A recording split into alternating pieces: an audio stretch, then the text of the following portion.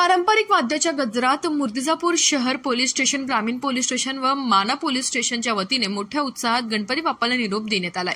यावेळी पोलीस कर्मचाऱ्यांनी पारंपरिक वाद्यासह भगवा भेटा, कुर्ता पैजामा असा भारतीय पारंपरिक वेशभूषा परिधान केली। तालुक्यातील सर्व सार्वजनिक गणेशोत्सव मंडळाचे विसर्जन शांततेत पार पाडण्यासाठी पोलीस प्रशासनाच्या वतीने मोठ्या बंदोबस्तात लावण्यात आला।